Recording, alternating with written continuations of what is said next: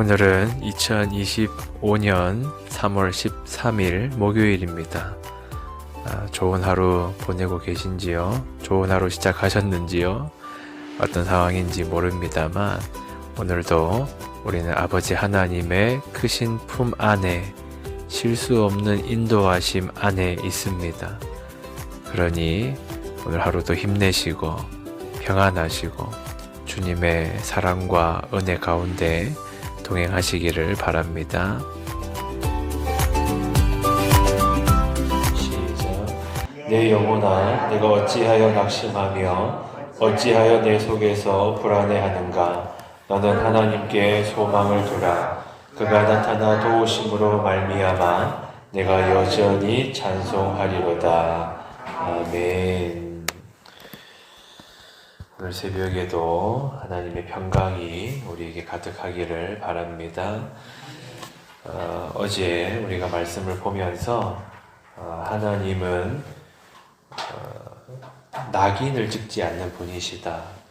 새 출발을 허락하시고 언제나 회복시키기를 원하시는 분이라는 것을 우리가 묵상했습니다. 이 고라 자손의 시편의 배경에는 어떤 절망의 상황들이 있었죠.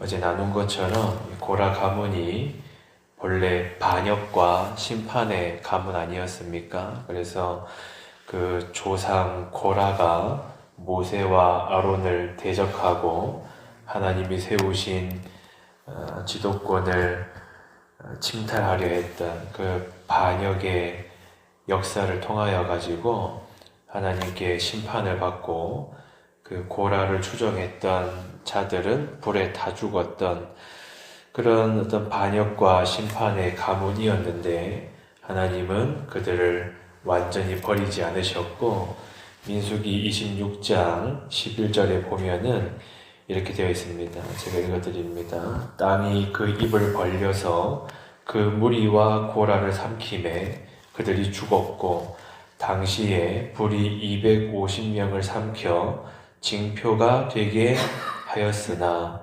하나님이 분명히 엄하게 심판하셨는데 그 다음 말씀이 중요합니다. 고라의 아들들은 죽지 아니하였더라 이렇게 말합니다. 그래서 하나님은 이 고라 자손들을 낙인 찍어버리지 않으시고 다시금 성전에서 쓰임받는 자들로 하나님은 길을 열어주셨죠. 그런데 이 세상에서는 누군가를 향해서 낙인 찍는 일이 참 허다합니다. 안타깝게도 특히 많은 어떤 인류학자들이나 사회학자들이 지적하는 것처럼 우리나라가 그게 참 심합니다. 왜 그런가 이제 간단히 분석한 걸 보니까 이 한국 사회는 어떤 집단주의적인 문화, 또 강한 도덕적인 요구, 그리고 이제 인터넷이 발달한 것이 한편으로 안 좋은 영향을 미쳐가지고 사람들이 익명성으로 막 안 좋은 댓글들을 막 달기도 하고, 그리고 우리나라의 국민 정서가 어쩌다가 이렇게 되었는지 모르겠습니다만 용서와 회복보다 낙인 찍고 누가 한번 잘못하면은 그 사람이 어떤 잘못에 대한 죗값을 치르고 반성을 해도 한번 잘못한 사람은 이제 매장시켜버리는 그런 어떤 문화들이 너무 강해진 분노 사회가 되다 보니까 최근에도 이제 보셨겠습니다만 젊은 연예인들이 스스로 목숨을 끊는 일들이 지금 이어서 일어나고 있고 또 연예인뿐만 아니라 우리나라의 이 자살률이 계속해서 치솟고 있는 지금 그런 실태가 우리가 처한 사회입니다. 그래서 우리 그리스도인들이 정말로 하나님 아버지의 마음이 무엇인지를 생각한다면 그래도 조금 이 어둠 많은 세상에서 빛을 나타낼 텐데 참 안타까운 지점이다 하는 것이죠. 그런데 우리 하나님은 정말로 어떤 분이신가? 고라의 자손들이 다시금 하나님의 전에서 찬양하며 섬기게 된 것처럼 우리 하나님의 마음이 무엇인지를 참으로 깊이 묵상해야 할 것입니다. 그러면서 우리 자신에 대해서도 한번 돌아보았죠. 나는 나를 정죄할 권리도 없습니다. 하나님이 나를 포기하지 않으시고 또 인도하시기 때문에 그렇죠. 그리고 고라의 후손들을 향해서도 하나님이 길을 열으셨던 것처럼 만약에 내가 나의 집안이나 어떤 환경들을 돌아보았을 때 우리 집안에는 좋은 어떤 문화도 없고 좋은 것들이 내려오는 것도 없고 안 좋은 것뿐인데 이렇게 혹 낙심하는 사람들이 있다면 우리 하나님이 어떤 분이신지를 생각하고 하나님께 소망을 두는 것이지요. 하나님은 참으로 길을 여시는 분이고 회복시키시는 분이고 결코 낙인을 찍는 법이 없으시다. 이것을 생각합니다. 그리고 우리가 또 하나 생각해 보았던 것은 이 고라 자손들이 살아남았을 때 사람들의 예상되는 반응이 그들을 향한 손가락질이었습니다. 저 고라 나쁜 놈의 자손들, 저 가문을 믿을 수 없다고. 그런 모습들이 이 세상에 참 많지 않습니까? 그래서 누가 잘못했어도 계속 손가락질하고 누가 잘못했었지만 이제 잘 살아보려고 하는데 계속 의심의 눈초리를 거두지 않고 그런 모습들이 있습니다. 그러나 하나님은 달랐다는 것이 계속해서 우리가 묵상하는 지점인데요. 오래전에 제가 청년부 시절에, 그러니까 그냥 목회자가 되기 전이죠. 고등부 교사를 하고 있었던 시절인데, 그때 당시에 전도사님이 좀 실수를 했어요.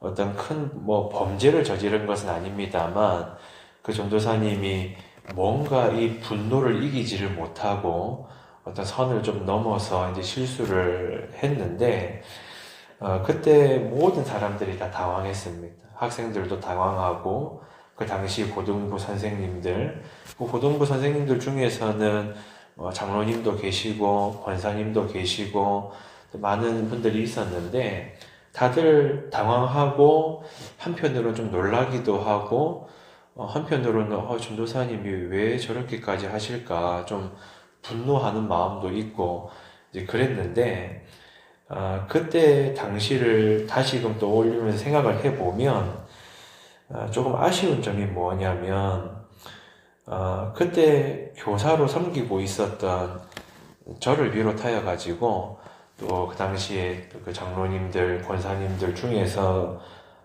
단 한 사람도 그 전도사님을 이렇게 좀 품고 안아주려고 했던 사람이 없었다는 겁니다.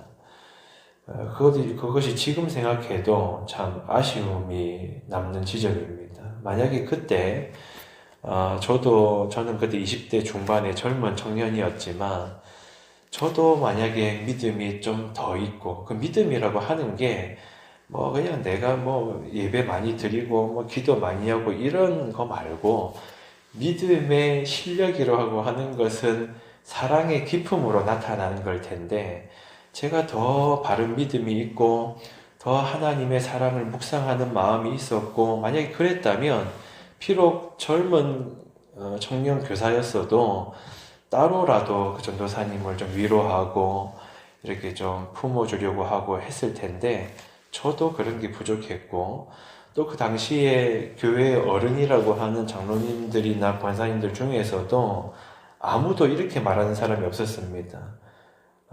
전도사님이 좀 잘못했지만 좀 실수했지만 그래도 우리가 다 예수님의 은혜로 용서받은 사람들인데 우리도 전도사님 용서합시다. 한번 찾아가 봅시다. 이렇게 말하는 사람들이 한 명도 없었다는 것이 정말 지금 생각해도 너무 슬픈 지점입니다. 다 어른들도 교회에서 나름 다 신앙 있다고 하는 사람들이고 기도 많이 한다고 하는 사람들이고 그런데 야, 이 사람으로 나타나지 않는 신앙의 열심이라고 하는 것이 한편으로는 참 허울 뿐이구나. 이런 어떤 반성을 제 스스로가 좀 하게 되더라고요.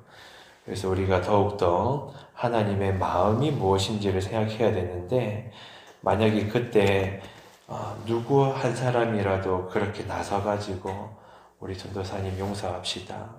전도사님도 한 사람의 연약한 인간인지라 때로 실수할 수 있는 거 아닙니까? 이렇게 만약에 했다면 우리 학생들도 예수님의 사랑을 배우고 그 전도사님도 회복하고 이렇게 됐을 텐데, 제가 알기로 지금 그 전도사님은 목회 안 하는 걸로 알고 있거든요. 그러니까 참 마음이 슬프다 하는 거죠. 그래서 우리는 이 말씀을 보면서도 하나님은 정죄하지 않으시고 또 회개하는 자들을 받아주시고 회개하게 하시고 낙인 찍지 않으시고 회복시키는 분이라는 것을 우리가 묵상할 때 우리 교회 공동체도 더욱더 사랑의 길로 가게 될 겁니다. 그래서 여러분 또 오늘 말씀을 보면서 너는 하나님께 소망을 두라 말씀하죠. 하나님은 우리를 다시금 일으키시는 분이고 새 일을 행하시는 분이고 그 역사하심이 나 자신에게도 있고 우리 가정에도 있고 교회 공동체에도 있고 나아가서 우리가 어제 기도했던 것처럼 하나님 우리나라 대한민국도 붙들어 주십시오. 왜 우리나라가 이렇게 분노 사회가 되고 갈등과 아픔의 사회가 됐을까? 또 우리들의 잘못이 있겠죠. 하나님께서 용서해 주시고 다시금 우리가 회개하며 나아갈 때에 우리 나라 또 우리 교회 공동체 우리 가정 나 자신까지도 하나님의 붙드시는 손길 안에 은혜가 가득하기를 또 간구합니다. 오늘 하루 평안하시기 바랍니다. 성성으로 주여 외치고 기도하겠습니다. 주여 아버지 하나님 감사합니다. 오늘도 우리 아버지 하나님의 마음이 무엇인지를 우리가 다시금 돌아보고 생각합니다. 아버지 하나님은 늘 우리를 향한 사랑을 거두지 않으시고